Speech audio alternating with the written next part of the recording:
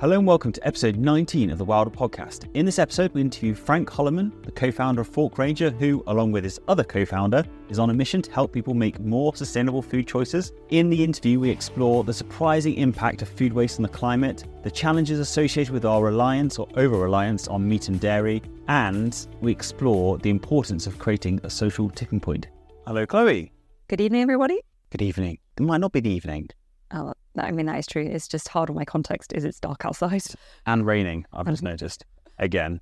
Anyway, welcome, listener, to the podcast. If you are new to this, probably worth recapping that we are the founders of the Grange Project. So we are a rewilding initiative in Monmouthshire, and we're actually coming up, aren't we, Chloe, to our 1 year anniversary here on the site, on the farm. It's 80 acres, and this podcast is all about documenting our journey as were complete amateurs a year ago, and we're now slightly less than complete amateurs as we learn about the importance of nature recovery. And also, of course, we get some amazing guests on throughout the journey who help illuminate us on a variety of topics ranging from climate change, biodiversity loss, of course, rewilding, and others as well. Anything we think is particularly interesting to ourselves and we hope that our listeners will enjoy. That's the great thing about having your own podcast. You can invite the cool people that you want to speak to onto it. Yes. Before we go in, we've had lots of things happen. I'll give the bad news up front. Planning-wise, we still haven't had a response about our education centre we're hoping to build on site. Unfortunately, it's been delayed until the end of April, but, everything is still continuing to be positive in terms of the feedback we're receiving, so we've got our fingers and toes crossed for that one. We're just now waiting on the biodiversity team, which adds another level of irony to our delay. We've also just come back from a visit from our tiny homes that are being built, ready for, hopefully, the planning to come through. That was really good fun, and just seeing the inner lining, the reclaimed insulation going in, and ironically having more insulation than our Grade 2 listed farmhouse. But it is quite nice seeing the vision come together, isn't it? It's amazing. And what I've so enjoyed about this process has been working with Si of the Tiny Homes Company, where it feels like there's a really personal story behind each and every window that he's found, where the wood comes from for the cladding, the source of the little tiny log burner that's so cute. Like, it just feels like there's so many stories that go into that cabin, which is what makes it particularly special. And then the final update, of course, we definitely couldn't get away with this episode without mentioning it because it has been an absolute highlight to the year so far, is our Volunteers Day. Now that may be changing based on a blog that you've written, Chloe, but would you like to illuminate on the day briefly? And because there's a whole blog written, which will be in the show notes, I don't want to go into too much detail, but I'd love just to update the listeners on how it went and one of your key reflections or takeaways from the day. So we put out the call about 2 months ago, asking if anyone wanted to come and help us do some rewilding. And it was fantastic. We got an amazing response. And on the day, we had 30 people turn up with enthusiasm, energy. And it was just such a joy because there was a huge range of ages from 5 to people with a lot of experience that came and helped us with a variety of different rewilding activities, whether it was brush pile creation, removing fences, planting trees. We had a little tour of the project and we ate some lovely food. And then there was the offer of the rugby afterwards, which quite a few people took up. And it was just a really fantastic day, which surprised me in so many ways because I think we'd been so focused on the logistics in the lead up that we'd kind of lost sight of what it was actually going to feel like on the day and the emotion that it was going to generate. And there was a moment when I had my tea, I was looking out over the fields and there was someone with a sweat on removing a fence. There were some children hammering in stakes as part of a tree planting. Fully risk assessed, hasten to add. Of course, Tom, of course. And there were some other people sort of stopping and looking out over the skyline. And it was just such a wonderful feeling to have all these people coming together, working for a shared purpose. And the outcomes have been fantastic. They've really shifted my experience of those fields. Now they really feel qualitatively different. Absolutely. I also just want to mention the team leaders or the activity leaders because they took on responsibility beyond what they should really expect us to do. So Ben, Dan and Jerry, thank you so much for everything you did on that day and everyone that turned up for it. And I just want to echo what you said, Chloe. I just didn't expect how it would feel. Even if I had thought about it before the day, I would never have actually understood how it would feel until the day. And I think anyone that hasn't done any volunteering on a project such as a rewilding site, I really would recommend it because it's just such a wholesome activity where everyone is trying to do something together for the greater good. There's no feeling like it. I certainly haven't felt it And the last thing I'll say, spoiler alert from Chloe's blog, it's the changing the volunteer day term to a community day, I think is really important, because that's ultimately what we were. We were a community of people coming together, and we're hoping to continue to grow this Grange project community. It doesn't matter if we have people from Kent, we have people hitchhiking from Welshpool all the way down, and local towns as well. And it doesn't matter where you come from, you know, once you've been here, you are now part of the community, and so we will have more community days going forward, which just fills me with such excitement and a little bit of concern around health and safety. Fine. Yeah, there was slight anxiety from Tom the night before. He was busy writing his briefing. The military background was coming forward. But anyway, that's probably enough about the community today, which we were so delighted about. Should we get started with the interview? Right, well, without further ado, here's Frank Holleman, the co-founder of Fork Ranger. This comes with a quick warning that Chloe and I definitely get a little bit overexcited with having Frank on, just because we've been using his products and services for the last year or so, and we've really enjoyed them. I'm really happy that Frank chose to come on the podcast. So enjoy our genuine enthusiasm for the product going forward, but we do have a great chat, and throughout it's fascinating, but definitely towards the end, some of Frank's reflections on the importance of the journey and going on a journey and recreating the concept of the good life, but actually in a sustainable way, I just think is gold dust and worth listening to just for that. Here he is. Frank, welcome to the Wilder podcast. Thank you. I'm very excited to be here. I know the excitement is definitely, Chloe and I, is a little bit giddy, actually. In keeping with the tradition of the podcast, would you mind introducing yourself, your background, and what you find yourself doing? Yes, of course. My name is Frank Holleman. I live in Amsterdam in the Netherlands, but I grew up in Switzerland, although I did have Dutch parents. And from a quite early age, I was interested in nature and also climate because, well, in Switzerland, you see those beautiful melting glaciers with your own eyes. And for a long time, I didn't really know what to do with my interest in climate and sustainability. I studied communication and did some work in graphic design. And then I found out that food plays a huge role in the whole climate discussion. And that's when I started Fork Ranger, which is a platform or organization to help people make sustainable food choices. And we do that with a book, an app. We have a seasonal calendar, and I do some speaking. Yeah, we try to make it easier for people to make the right choice and also to put it into practice, those choices. So that's my work now. It's so exciting to have you on, Frank, because I know the Fork Ranger for, I don't know, maybe about 18 months or so, but it's really been in the last 6 months that we've kind of taken full advantage of all the services it provides. So everyone got seasonal calendars in their stockings at Christmas. I use the app on a daily basis, and it's like the infographics are beautiful, really accessible. The information you get from the app is brilliant. The recipes are great. I could go on, but like I just want some appreciation because it's really changed how we eat here. So thank you for that. Well, thank you. It's the best compliment that we could get, and also what keeps me going. It's seeing numbers doesn't really do that much, but hearing personal stories really brings the motivation to keep going. And as this is an appreciation session from a marketing perspective, as people will know, I harp on about it, but it's so important for me to engage with something if I see that time and effort has been put into making it look and feel good, because that's the reality of the world that we're in. So assuming, Chloe and I have been on this journey for nowhere near as long as yourself. So would you mind kind of stepping back? And you made that fairly significant statement about the importance of food to climate. Would you mind kind of explaining, and I'm sure that's about 5 different podcasts worth of information. Can you condense that down into a few minutes worth of why food has such an impact on climate and why we should take note of it? Yeah, sure. So for me, the big realization came when I read Project Drawdown. They have a website and it's a whole project, but they also have a book, and they calculated solutions for climate change. So they looked at 80 different solutions, everything from electric cars to windmills, and they calculated how much CO2 each solution can save. And that was a very refreshing way to look at it, because it's not only about where do emissions come from, but where can we save the emissions to stay below the 1.5 degrees or warming. And what was a really big surprise to me was that from those top 25 solutions, 11 are about food. And the top solution in their updated calculation is reducing food waste. That's above windmills, solar panels, electric cars, all of that.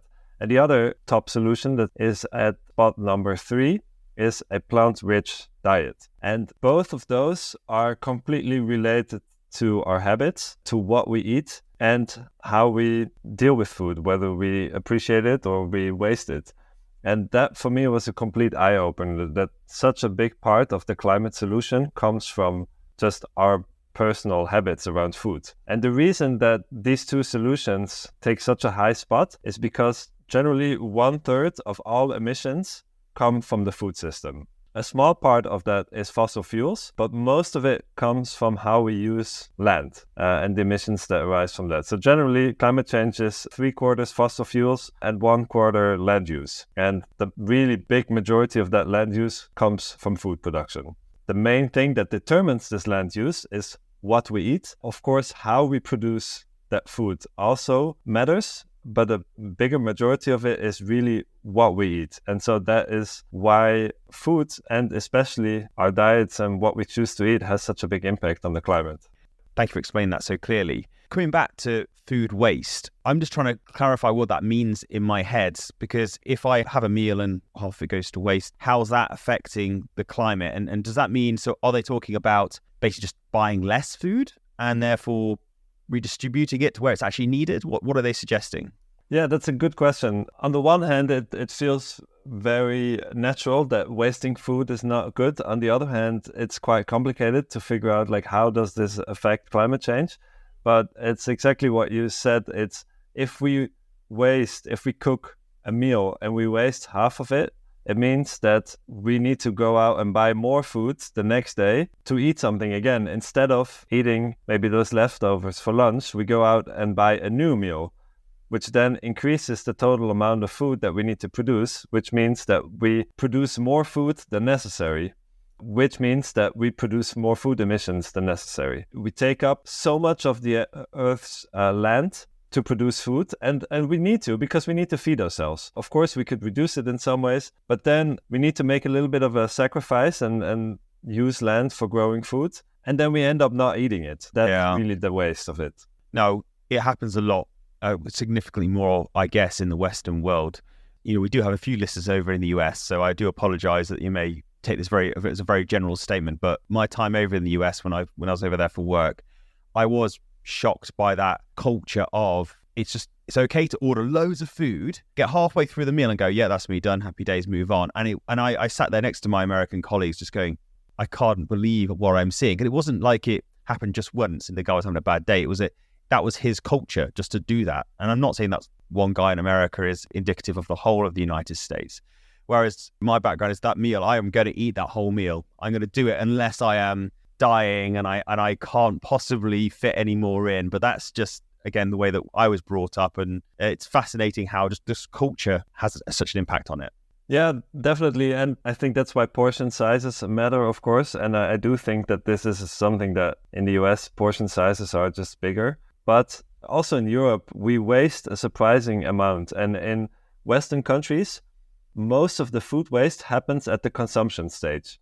So that means restaurants, but also in our own homes. It's surprising how much we waste. And I think a big reason is because we simply can afford to. If a bread has become stale and no longer as nice to eat as a fresh loaf of bread, we can afford to throw it away and buy a new one. But we really can't afford it from a climate perspective. I think it's really interesting, this discussion, Frank, because I've been thinking a lot about food waste, because I think we try and be really careful about, we eat a lot of leftovers, I freeze a lot of stuff. Like, I don't feel like there's much what I typically describe as good food going to waste in our family. But things like peeling carrots, like, do you need to peel the carrot? And also I found a really interesting infographic you provided around whole grain, really interesting in terms of actually, if you're eating white bread, then there's been food waste from the rest of the grain. You probably explain it better than I will. But if you're eating the brown bread, then you're getting both the health benefits, but also there's less food waste. And I guess the same thing goes for there's a movement in the UK around wonky veg and being able to eat food that might not be supermarket standards of beauty, but actually still taste just as great. And how do we kind of encourage people to consider food waste at different parts of the system as well as obviously not throwing away your perfectly good dinner that you could just have for leftovers the next day. You touch on a lot of good points. For example, peeling carrots. Most of the times it's not necessary. A lot of nutrition is in the peels and it is food waste in a way then. But this is not the biggest problem. So you can categorize food waste into different parts. Usually they talk about avoidable food waste. So that's really you've cooked a meal that's perfectly good food and you throw it away. Then there's partly avoidable food waste. So this is often the peels, potato peels is a big one. You can eat it, so it's partly avoidable. And then there's unavoidable food waste, which is, for example, banana peels. You can do some very creative ways to still turn them into food, but generally they're not edible. But the biggest problem is really in the avoidable food waste. It's really just a loaf of bread that's perfectly edible, pasta that you've cooked too much of, vegetables that you've bought and that are just rotting away. And generally, especially bread, but also meat and dairy that have a higher carbon footprint to produce and therefore also a higher footprint when you waste them. I think what I really appreciate about what you're saying there, Frank, is I think sometimes it's really easy to get caught up in the minutiae and start beating yourself up for little things. I think you did a really nice infographic at Christmas around the impact of a Christmas tree and how actually in the wider context it's pretty negligible in comparison to all other things. And one of the things I love on your app is you talk about how actually in some ways the most important thing you can do is try and encourage other people to make small changes in their diet rather than spending hours deliberating about whether you should eat the chicken or the cheese. Actually, the best thing you can do is try and encourage your friend to eat less beef. And I think I really like that about the app. It's really about kind of social and psychological change as well as thinking about personal dietary change. And just going off infographics that I've seen from you, and again, it's just so interesting how powerful these infographics are because they're the things you really remember. At least I do. I'm very visual and I hate reading and love looking at pictures, go figure. So the one about where you ranked the kind of the impact of different types of food and, you know, where chicken sits on that graph was quite interesting versus cheese, for example. And, you know, I think that has nudged Chloe and I into the way that we changing our habits because we just thought get rid of all meat and you invariably end up using cheese more often, I think, to stock up the meal. And now we've seen that. We're now changing it slightly, still using cheese because cheese is delicious. And, you know, at this stage of our journey, we're not at a point where we want to phase out cheese, but we're just using it in different ways. And actually sometimes chicken for us might be an okay option and that's okay. So thank you for that as well. Yeah, thanks. That was so fascinating and great to hear how people actually use the app and the infographics. And I think also what you just said is what we try to do. It's not about getting it perfect, but about, first of all, realizing that our habits around food matter a lot and that we can use them for a positive change. And then that positive change doesn't rely on getting it perfect all the time, but about doing something. We can't get it right as consumers. Not all the responsibility for solving the issues in the food system is with consumers and with individuals. But what we eat is definitely, for a big part, our responsibility. And with the choices we can make a big difference. And I think that's what we really try to do with Fork Ranger is to at least get started, get going. And then that's what really matters, not getting it perfect. Yeah, definitely. And I think historically we've used some vegan meal boxes and I found them I've always enjoyed the meals, but sometimes they've been quite complicated to produce. There've been a lot of ingredients that I've not been that familiar with. I'm not so keen on the kind of meat alternative market, whereas I think with your app, you get some really lovely dishes that are more fruit and veg based, but aren't so complicated, and loads of really great tips, like just little things like grating the cheese. It's amazing how much flavour there is in cheese and how you don't need that much to get the same experience as like huge blocks of cheddar. And yeah, it's all the little tips that I think are fantastic. It's becoming to a little bit like a sales pitch for Fork Ranger here, which I get it. What we try and do on the podcast is just be honest. So this is our honest opinion, I suppose. But bringing it back to, science, you mentioned about the impact. Well, let's talk about the impact of some things like beef, for example, and obviously having a bigger impact carbon footprint than plant-based solutions. There'll be a significant proportion of listeners that will already understand the science behind that and why it is there and why animals are just less efficient. But it would be really useful, I think, for the other half of our listeners to really go back to that basics and just to build from the foundations there so they understand.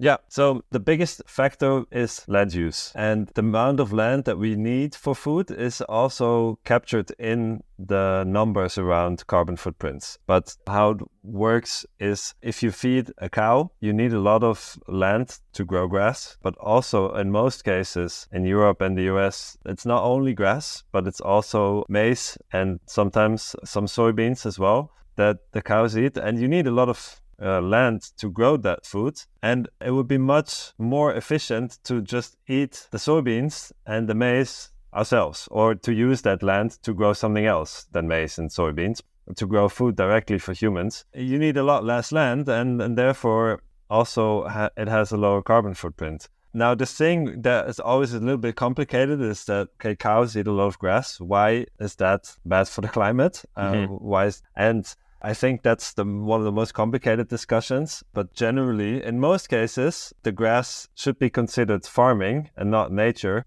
because it is overgrazed. There's too many cows on the land. Also, you see that, especially here in the Netherlands, is that it is almost a monoculture of grass. It's one type of grass. It has 0 flowers. It gets synthetic fertilizer. So it's really more like a farm field rather than a grassland. And that's one reason why that grassland use also matters. And the other thing why beef has such a high carbon footprint compared to other meat, and why cheese also unfortunately has a relatively high footprint, is because cows also burn methane when they digest food. And this is another powerful greenhouse gas that just comes straight out of the cow itself. And it has a relatively short lifetime, but in that lifetime compared to CO2, it causes a lot more warming. And generally, so all the cows, I think off the top of my head, they cause about 1/3 of human methane emissions. So it is a significant part as well. So I think these are the 2 most important reasons why in particular beef has such a high footprint.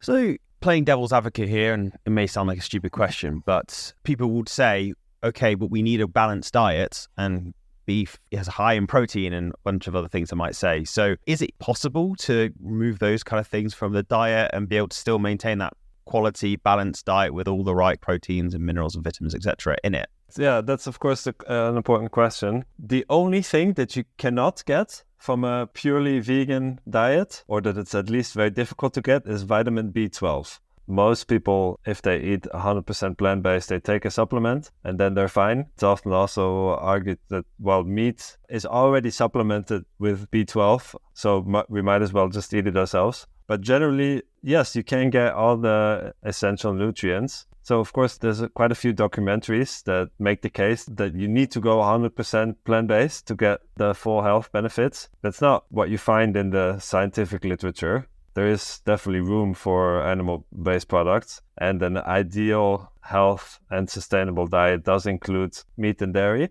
but in much lower quantities than we eat currently. Especially, for example, the one thing that's interesting is iron, especially for women, can be beneficial to eat red meat once in a while for iron levels. But you don't need it on a daily basis, but more on a weekly basis. And the thing that most people worry about with protein, you don't need meat for protein. The average European and American already eats too much protein right now, but they don't eat enough fiber.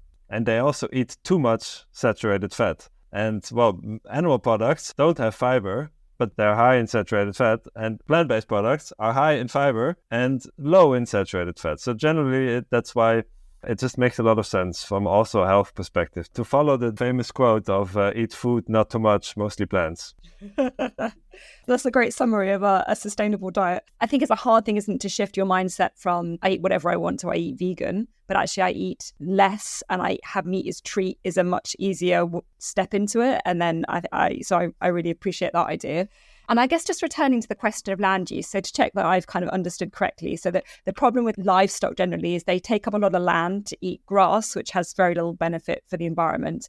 And it's not a super efficient way to get our calories because the animals have to eat a lot of grass to then produce the same number of calories for us to eat than if we just ate the plant itself. Have I understood that correctly?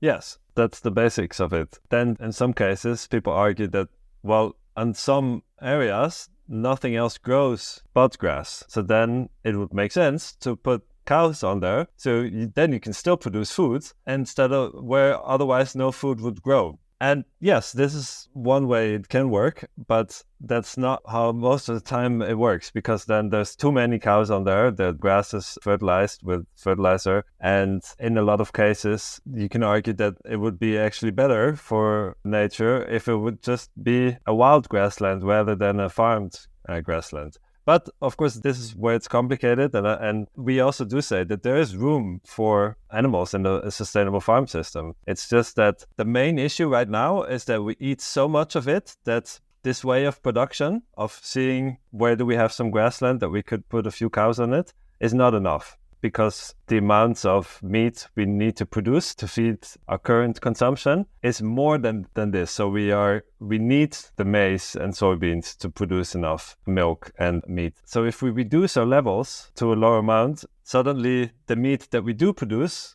could be much more sustainable because we don't need to grow crops specifically for feeding them to animals. I think that's another really good point, because you kind of forget that, don't you? Not only do the cows need to eat the grass, which isn't super efficient, but they also need to eat the maize and the corn, which is often grown sometimes in even worse contexts where it's deforestation. Is that correct?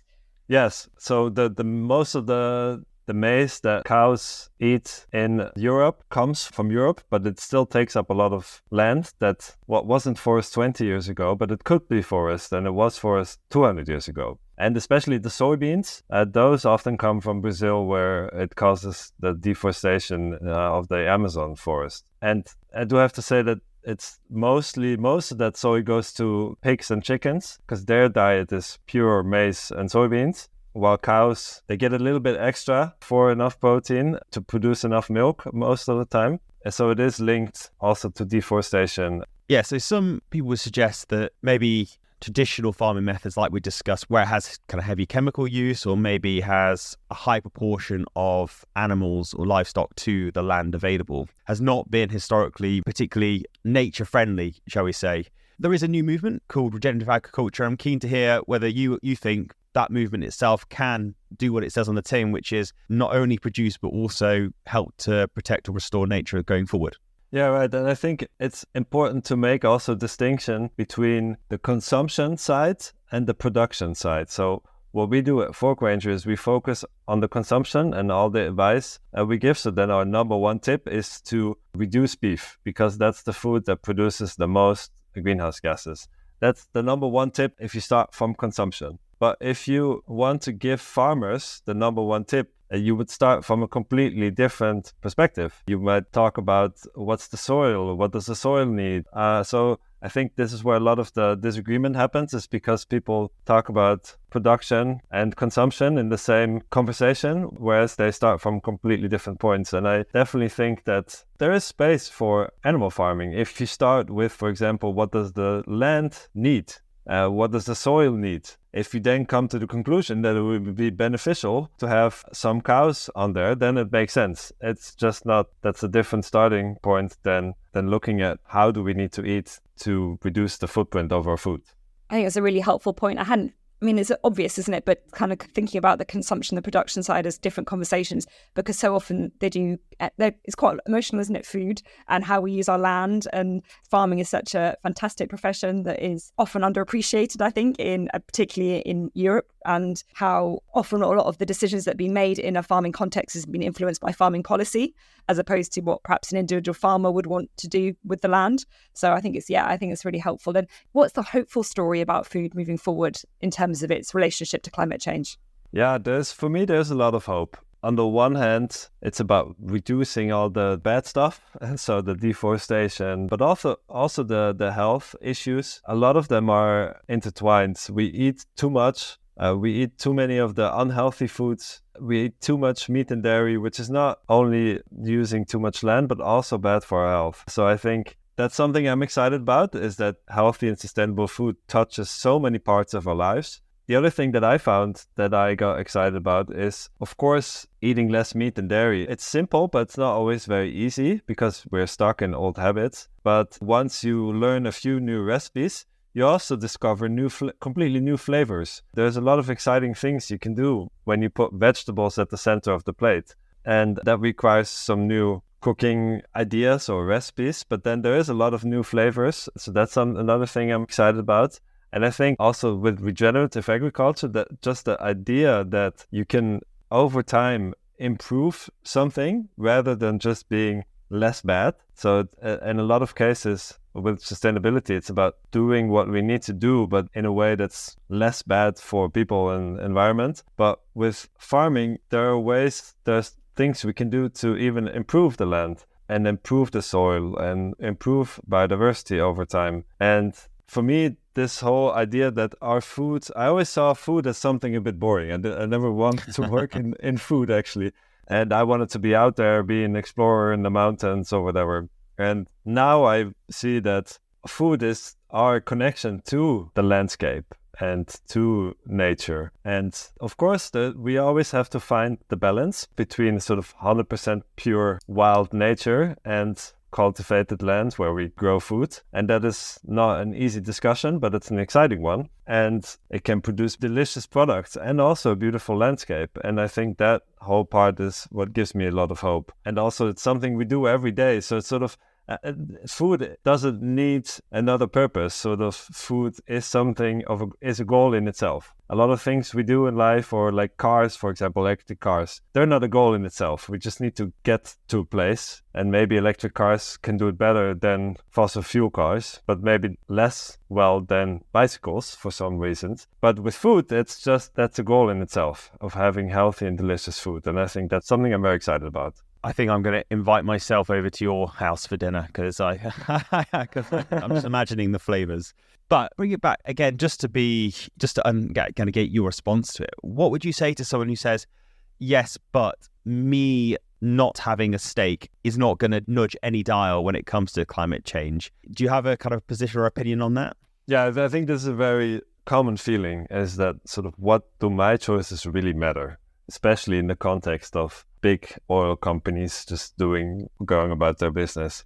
It's a reaction that I get a lot on social media. And I think what's important is that it's not either or. It's not either stopping big corporates or changing my diet. It's both. But from all the things we can do as individuals, food is one of the things that really matter. It's not only in our lives usually the area that has a huge carbon footprint, but it's also the one that we ourselves have direct influence over. And sometimes we cannot change our house and how it's insulated or what type of heating we need, but everyone can decide what they eat. And for me, it's that sending a signal. It's if you go out for a meal and you do pick the delicious looking vegetarian, vegan option and it's delicious and you have a wonderful meal, you're sending that buying signal to the producers and to the restaurant or whatever that this is the way that things are moving, and they will then start to pick up on that, and then they'll start changing their menu, rebalancing it. And I think that's really quite powerful. So I think it's important to not become disempowered or whatever it might be when it comes to these kind of decisions. Consumers, we're in a capitalist society, so your buying habits really will change it. And I was speaking to a friend of mine who works for one of these massive blue chip organizations, and they were just saying they haven't yet received enough buying signals from the consumer to change some of their, frankly, inappropriate habits. And that's sad to hear, but also nice to hear that it's actually in our control to be able to influence them going forward. Yeah, exactly. And I think the other thing to realize is that we don't need to convince the majority of the population to give up their stake to make a difference, because there's some research that suggests that if you get 25% of a population to change the norm and the status quo, then the rest will follow, even if it goes against their interest. So you need to get this momentum to this tipping point, and from there, everything will start moving. So I think that's what's really important to realize, is that you hear a lot of negativity and a lot of polarization. You see the negative comments on social media, but those people are usually the 10% on the one extreme. And in the middle is a large silent majority of people who are sort of doubting what they should do. Maybe they're open to it, but they haven't changed something yet. And our goal should be to just grow the movement. And we don't need to convince everyone. We just need to get to a tipping point where the government is no longer afraid to take action, where businesses are also coming along because they see that enough people want it. And with food, because food is something social, and what you eat has a subconscious influence on the people around you. So in that way, it's not only the fact that replacing a steak with cooking a delicious curry with lentils saves a few kilos of CO2, that matters as well, but it's also the social change that you power forward when you make that choice over and over. And that also means that with food, that you don't need to get it perfect, but what you do over 365 days a year, that really adds up. So just having one meal doesn't make a big difference, but doing it over and over again, it creates a big change. I think that's a really helpful reminder about the social tipping point and the power of the social change.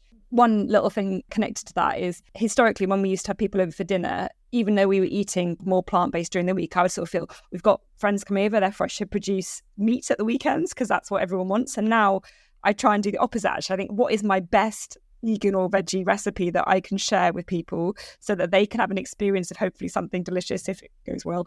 Then that becomes part of that kind of social change. And one of the things I think is a bit problematic, which I'd be interested in your reflections on, is I find it hard to describe how we eat because we're not vegetarian and we're not vegan. And I feel like those are sort of labels that can be quite restrictive, because I'm a vegetarian sort of means something very, or vegan means something quite specific. But so I guess I try to think, we eat sustainably. I don't know, there's a better phrase. I know some people talk about a reducitarian, like eating less meat. Yeah. I don't know. Why label it? Because I think it's part of identity. It becomes part of who you are. And then we can connect to other people that have a similar story. And that's part of the social movement. I think sometimes we need labels as part of that. I agree, but it's also quite polarizing. And actually, if you just make it a norm, then it's just, you're coming to our house, we're going to feed you food. This is delicious food, enjoy the food. And I just want to go back to one thing you said, Chloe, and I think it's important to note that you skipped a few steps, I think, in our journey, our evolution to eating less meat. And I think it's really important to note that we actually went from eating quite a heavily meat-based diet, let's say, through to going, okay, we want to reduce it. We want to have a less impact, a lower impact. And therefore, we decided to eat less meat during the week. But we did, at the weekend, look forward to our friends coming over, having a meal that was focused around meat and was delicious, and our friends enjoyed it. And that became a really enjoyable ritual because we looked forward to it more because we weren't having it during the week. And it was special because we probably sourced the meat from a certain location that there was a story to it. And we could then share it with our friends. And I felt that was a really important stepping stone, certainly for me, on this journey. And I want people listening to this who may have a very heavily meat-based diet to know you don't just go from that to what you were suggesting. And we didn't do that either. So that makes sense? Yeah, I love that. And that's also what we say is that it's not about giving up all meat and dairy, but about making it a luxury product, making it something special, almost a bit like chocolate. It's not something that you have in huge quantities. Unless you're in this household. But it's something that you treat yourself with, that you can also enjoy in small quantities. It's about getting the flavor and the story with it rather than sort of the bulk of your food.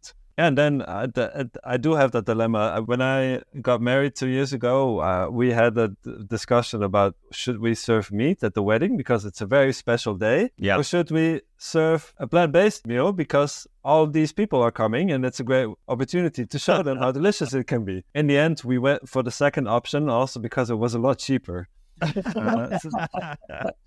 So that was another benefit. And yeah, a lot of people loved it. They tried something they had never eaten before and they were very excited about it. Thanks for adding that. I think it's an important point. It looks like it's that time again, and we're coming to the end of the conversation. Frank, thank you very much for your time. I've got a last question, and I love that these questions that we ask are full books in themselves in order to answer them, so I do apologize for it. We're trying to fit it into a 40-minute chat. But I'm just interested in your perspective about how best do we achieve that systemic change? How best do we get to the tipping point faster of that 25% we discussed? And I've got one reflection before I come to you is from my perspective, seeing the power of our children coming home and basically holding us accountable to whatever they've learned that day, I think is really powerful for us because the way that we want to be perceived by our children is obviously want to be positively perceived. So I'd love to see a change in the curriculum where they get taught modules each year throughout the whole time at school, where they just understand the science, the impact of our consumerist lifestyle so that people can be informed. So who knows, maybe they do go home and start asking questions about why we're having beef, why not X or Y. Anyway, that's my perspective on it. I'm keen to hear kind of your thoughts. Yeah, well, it's funny. My wife is a primary school teacher, so I do think that's an important part of the puzzle as well. But generally, what I focus on is trying to envision what it will look like if we achieve this transition. So we always talk about sort of the things we need to do less of: less meat, less consumerism, less buying. And to a lot of people, that sounds like less fun in life, which is not the point. It's not that we should get rid of all the good stuff in life. It's about changing our focus on the things away from the things that are very polluting and focusing on the things that really matter. So I always say less meat, more plants, but also less stuff, more memories. And also, for example, with another painful one, less flying, but more adventure. And that adventure can be regardless of where you are. And for me, that's sort of, I think, the most important part of what we need to do more of in this whole climate movement, but also with sustainable food, is focusing on the thing that we can get in return for it, because it's very rewarding to be on this journey of trying to have a positive impact on the world instead of just reducing your negative part. Of course, there's always both, but for me, that's sort of how I always call it, is I'm sort of trying to explore a new version of the good life. Yeah. Right now, the good life is characterized in shopping and eating junk food and maybe having a huge mansion with a pool, flying to a tropical island. It's sort of all this stuff. But deep down, we know that these things are not what makes us happy. And what does make us happy is relationships and also nature. And so how can we slowly change our lives in ways that it's not focused on all this consumerism, but on the things that matter?